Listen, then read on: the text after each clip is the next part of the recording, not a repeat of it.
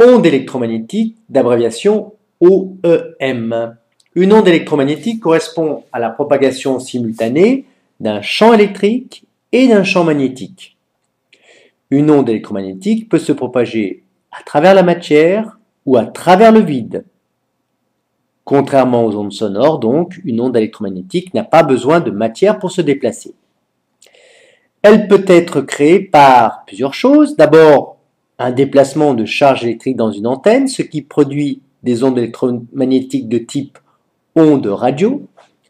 Elle peut être produite également par le soleil, qui produit à ce moment-là des ondes lumineuses visibles, entre autres. Elle peut être produite par une désexcitation électronique, c'est-à-dire que les électrons trop excités se désexcitent et émettent de l'énergie sous forme de rayons X, très utiles en imagerie médicale.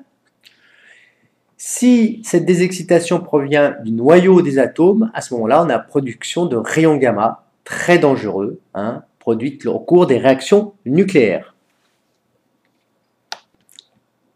À chaque onde électromagnétique correspond une fréquence f et une période t de vibration du champ électrique et magnétique. On distingue plusieurs types d'ondes électromagnétiques en fonction de leur domaine de fréquence.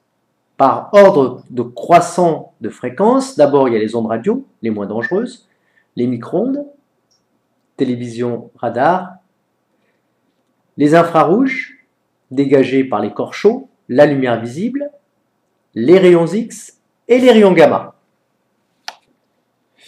Donc nous pouvons rajouter également les ultraviolets qui sont produits par le soleil également et qui peuvent brûler la peau.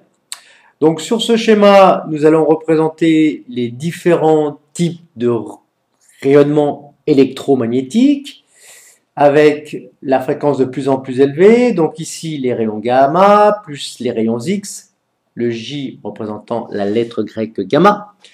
Les ultraviolets, la petite bande correspondant à la couleur visible. Alors, dans l'ordre de fréquence la plus élevée, eh bien, il s'agit du violet, puis du bleu, puis du vert, puis du jaune, puis du orange et puis du rouge.